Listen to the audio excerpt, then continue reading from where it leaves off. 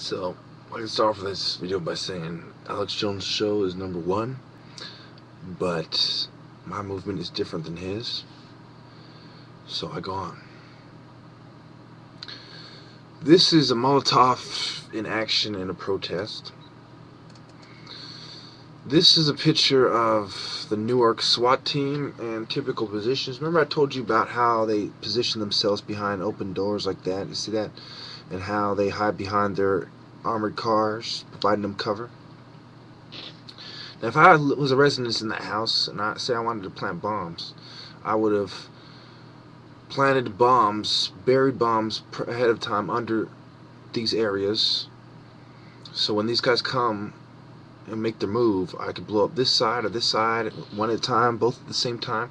I'd have planted bombs ahead of time, as well as one by this tree, so when the bomb blows off, the tree falls as well. You know, there's certain techniques you can do. Use your head. You don't have to have done an experiment outside to predict what the bomb blast will do. And if you have an opportunity, go to some very rural place like I have long ago and do some tests of your own. Now, go on. This is a picture I'm going to leave up for a little bit of the local SWAT team and the tactics they use. Again, notice where they take cover. Very predictable. The way they've trained for years. They're not going to change the way they trained in a matter of days because I've shown a few videos. No. Notice their gear. You can penetrate all their gear with your AK-47. You can penetrate any of that. Aim low at first, so the second bullet, aim for the abdomen, for the liver and the kidney, so that when the other bullets go up, boom, boom. You see what I'm saying?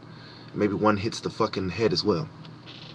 Because the gun's going to start jumping upwards. The kick is going to cause it. No matter how straight you put your arm, how high up you put your shoulder, and your rotator cuff, how steady you keep it. Now, we go on. I present to you some more San Jose police officers. They have a lot of women on the police squad, and I'm sure a lot of them have a great problem with me for no fucking reason, but fuck these fucking broads anyway. Now, what are they doing? Well, they're securing the arm. This guy's grabbing underneath the bicep, it appears. Her, you can't really tell what she's doing, but basically she's securing the suspect's arm, and they're also utilizing the knee in the lower back area, mid back, lower back section. Now, and notice when he reaches for his handcuffs, he is leaving himself over. There's actually a way out of this. An action a suspect could take.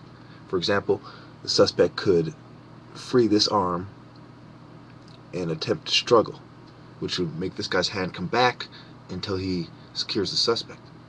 Right? The point is that once they got you in this position, it's almost too late because the physics of your body are against you, and it's going to take a lot of training to get out of that. It's pretty much hopeless. Now, go on. This is the Metro SWAT of another country, or excuse me, I think it's Brigham, Alabama, I believe, but it doesn't matter either way. This is another variation.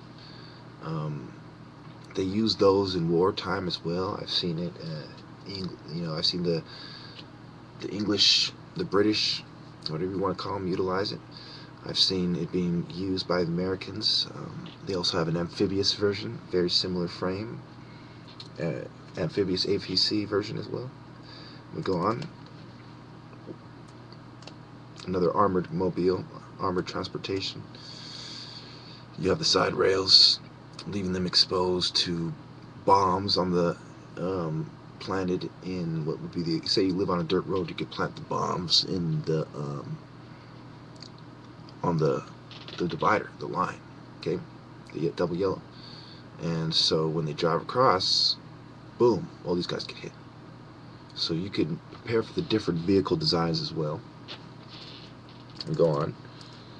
I'm going to make this video about 8 minutes. I don't want to make it too long because they're trying to hate on me as it is. This is your typical line formation. You have the SWAT team shield. It can take a lot of blasts, okay? You can hurl bombs upwards as he lifts his shield to try to block it. You can roll one at the same time. Throw one with your left hand high and roll one low with your right. It's one tactic you can use as they try to shoot without hitting that point man. And there's different tactics you can use with that as well.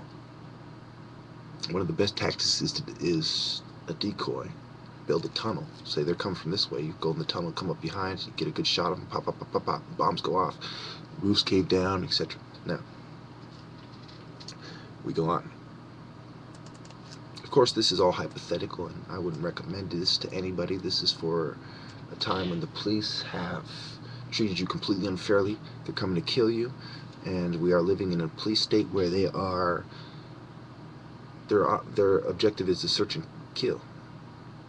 Okay, so as you can see, this guy, they have their knee pads, and some cases they have elbow pads as well, and that thick Kevlar type of armor helps them deflect some small arms fire and some small caliber rifles. That's why they're trying to control how much bullets you can carry in a rifle, because they want the SWAT team to be capable of taking you out with minimum resistance. You can actually make that shield yourself. I know some of my white neighbors around here have that shield themselves. They have, and there's also people with different kind of vests and different law enforcement agencies that live around here. So in a way, some of my enemies are like a barrier, and they have vested interest in keeping where I live safe. So the militias around here are not necessarily on my side, but since they have the vested interests of not wanting criminals to come here and start shooting out, and they want to play hero, they're going to come outside most likely and shoot out. And if they don't, they probably won't live through what I have for them. Anyway, we go on. This is a SWAT team being deployed. Notice you have the different angles. This guy say he's looking this way. He's trying to look this way. You got two riflemen looking that way, and then you have the guy who is in charge of the breach, and his breach instrument in his hand. They do everything from a small battering ram. They have crowbars. If your door's weak, they'll just kick it in with their boots. Nice strong heel kick, front heel kick, boom. A lot of times they'll give verbal commands. Their boots make a lot of noise. Now we go on. There's also some more stealth SWAT team gear and more stealth tactical teams as well. About 30 seconds to finish. This is a typical SWAT team formation in the middle of the street. For say they got deployed and they find themselves confronted with a suspect coming around the corner. They're going to want to close the formation and open fire in that manner. And the tactics you can use, as you can see, the guy is leading himself low for the knee shot, and throw, shoot him in the knee with one hand and throw a grenade over the top with another. Or simply aim for the shield with a rocket-propelled grenade. Also, you can utilize your own flashbangs and your own smoke grenades as well. Everything they use, you can create for yourself with simple research. I'm about out of time, so let me wrap it up. This is Bomb Squad, Bomb Gear, a robot. Again, Bomb Squad, little toolkit. And we'll end it with our little guy here.